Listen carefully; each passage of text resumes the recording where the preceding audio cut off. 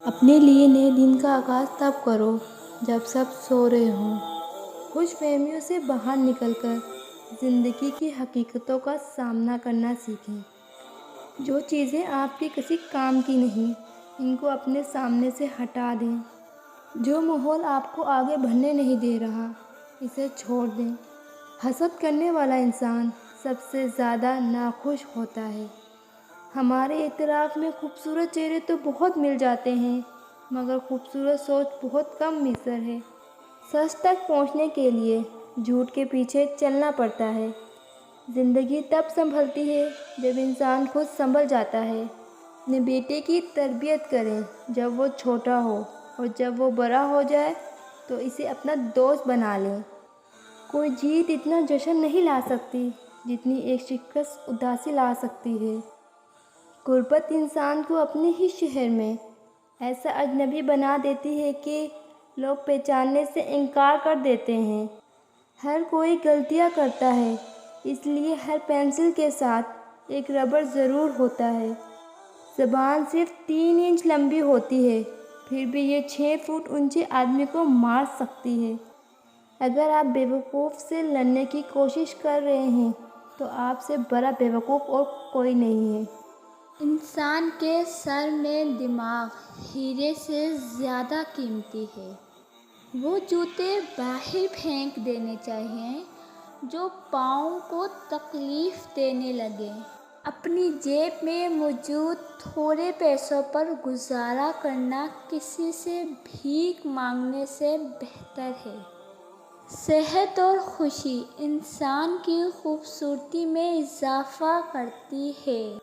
ایک نوالے بائٹ سے ہم پورے کھانے کا اندازہ لگا سکتے ہیں۔ کبھی بھی کسی سے اس چیز کے لیے بھیک مت مانگنا جس کو آپ حاصل کرنے کی طاقت رکھتے ہو۔ تاخیر ہمیشہ خطرہ پیدا کرتی ہے۔ ناکامیاں انسان کو بہت کچھ سکھا دیتی ہیں۔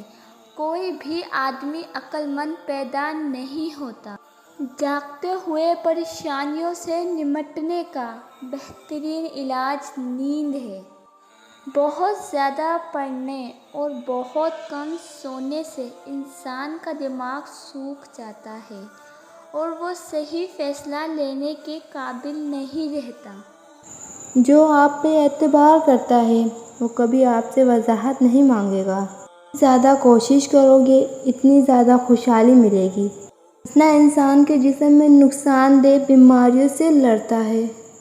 جھوٹوں کی صحبت سے بچو۔ اگر یہ نہیں کر سکتے تو ان پر یقین نہ کرو۔ اپنی جیب سے پوچھیں کہ آپ کو کیا خریدنا ہے۔ اگر آپ ٹھنڈے لوہے کو مار رہے ہیں تو اس کا مطلب یہ ہے کہ آپ کچھ تبدیل کرنے کی کوشش کر رہے ہیں جو آپ کبھی نہیں کر سکتے۔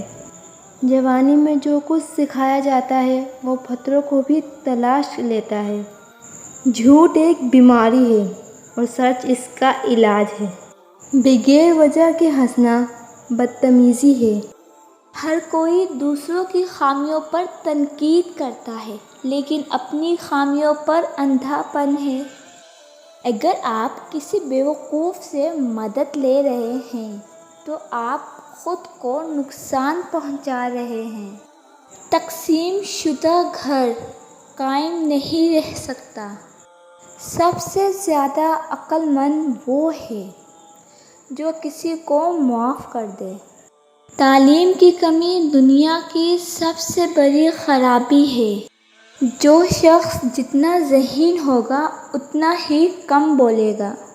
جلدی میں افسوس ہے لیکن صبر اور دیکھ بھال میں سکون اور سلامتی ہے۔